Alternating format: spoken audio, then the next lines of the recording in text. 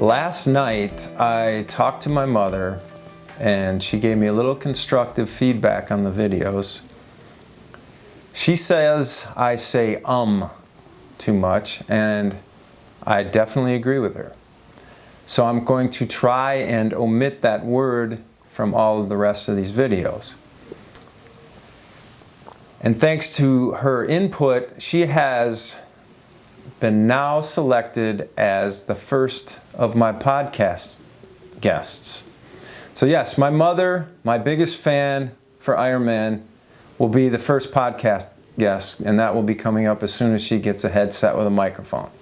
She was the advanced scout for Ironman Wisconsin, and she checked out the course and the transition area in the downtown and figured out where we were all going to stay and how we're going to watch it and what we're going to do. And she just went up there on her own one day, and I thought that was pretty cool. So I'm going to talk about Ironman Wisconsin, the swim. The first thing I'm going to say is it's super energized at that swim. My dad was even jacked up about it. He was just, he didn't really know what he was getting into, I don't think so, but when he got there, he was just so amped, and he was very nervous because when you see the start of this thing, it can, I'm sure, get in the head of a parent watching their child. So you're going to go to it's kind of crazy in the morning, and the helix, you're on the top of the helix is where the transition is.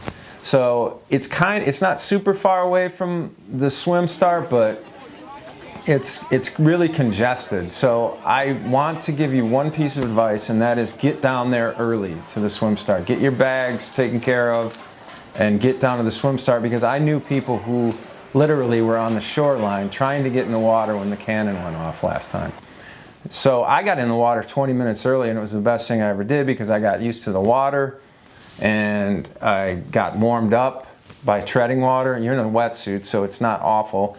And I started near the ski ramp, which is the starting line. Essentially, it runs about 100 yards wide and then maybe 20 yards deep or something like that, with 2,700 people all just ready to go and kick your ass, basically.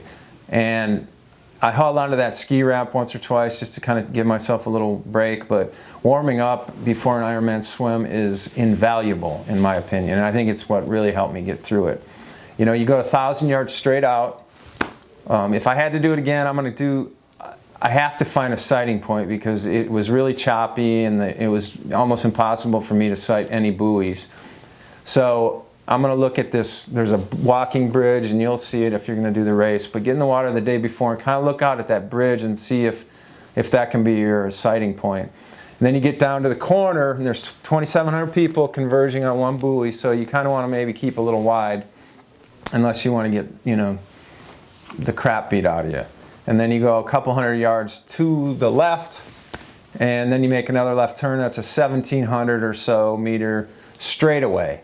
And that's the other thing I want to check out next year is I'm going to walk down over that bridge I was just talking about and go a little bit further down and then look at the shoreline, which is really a long ways away. But I remember some big trees there, but I wasn't sure which ones to sight off of because the backside sighting is really rough, especially if you breathe right like I do, because the buoys are always on your left and it's really choppy, and I could never even see like past the next buoy, so you never really get a good long angle on any of that stuff. And then your final turn, you come on an angle maybe for 500 to 600 yards back towards the swim exit entrance, same place. So you end up at the same spot, and then you run up this helix, which is I think probably 3 stories.